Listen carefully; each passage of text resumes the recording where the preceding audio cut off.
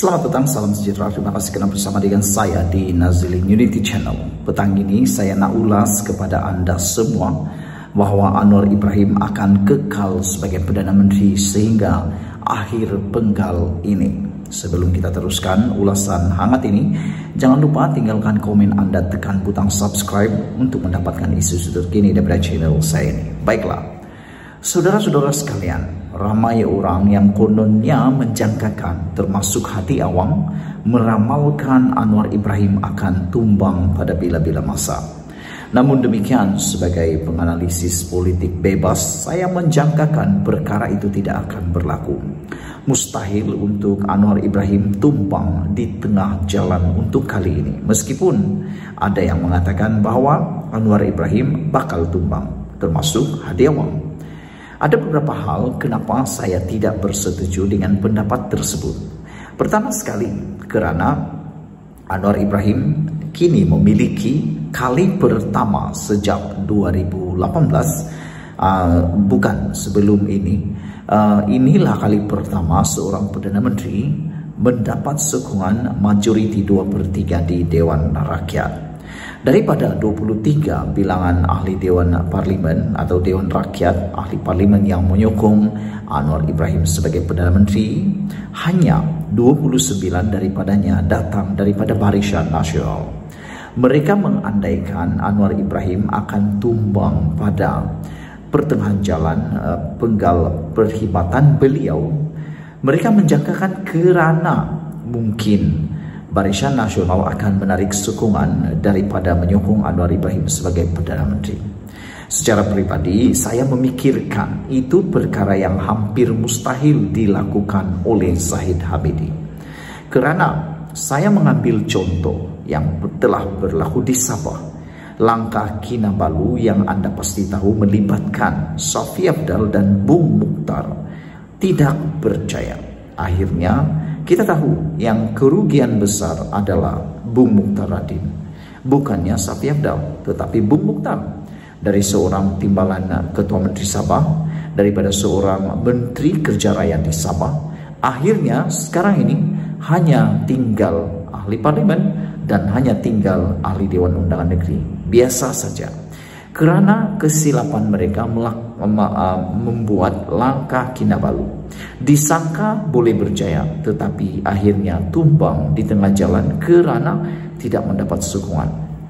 Jadi, saya memikirkan perkara itu kalau diulang oleh Barisan Nasional di peringkat Putrajaya, saya fikir ianya akan berulang lagi langkah Kinabalu 2.0 yang gagal, yang mana tidak mendapat sokongan ahli Dewan Undangan Negeri Sabah.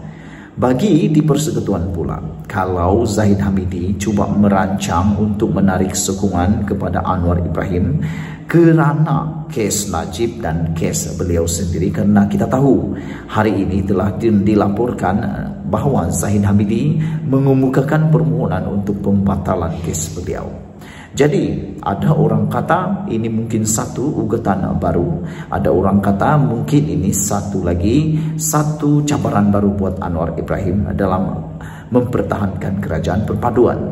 Tetapi pada pendapat saya, ianya tidak akan mempengaruhi kerajaan perpaduan yang dipimpin Anwar Ibrahim. Hal ini kerana, selain daripada ulasan saya tadi, alasan saya bahawa Zahid Hamidi tidak mahu berulangnya pengalaman Bung Mukhtar Radin yang mana kehilangan jawatan. Kalaulah Zahid Hamidi merancang untuk melakukan langkah menarik sokongan itu, saya fikir beliau sedang menggadaikan, merisikokan jawatan timbalan Perdana Menteri yang mana diperoleh oleh beliau, meskipun mereka adalah orang yang sedikit kerusi di Dewan Parlimen. Bukankah satu perkara yang amat merugikan kepada Zahid sekiranya beliau cuba merisikokan jawatan tersebut? Ditambah pula, Zahid nak gabung dengan siapa? Takkanlah nak gabung dengan Perikatan Nasional.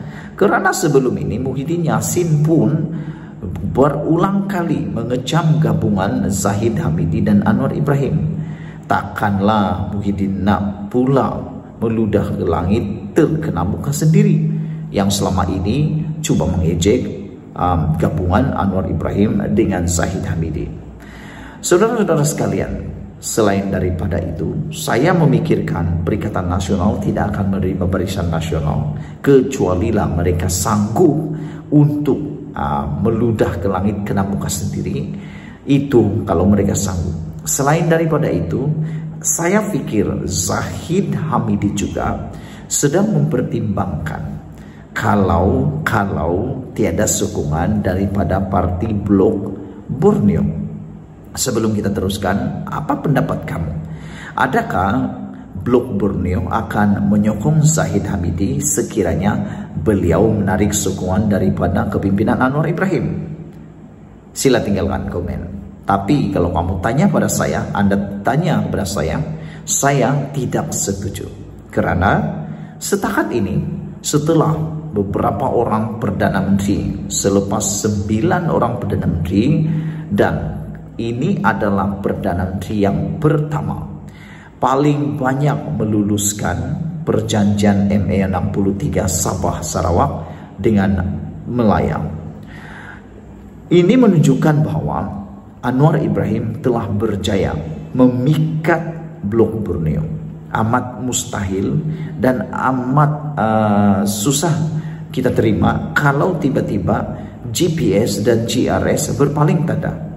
Tiada alasan GPS dan GRS berpaling tada untuk menyertai mana-mana gabungan yang lain.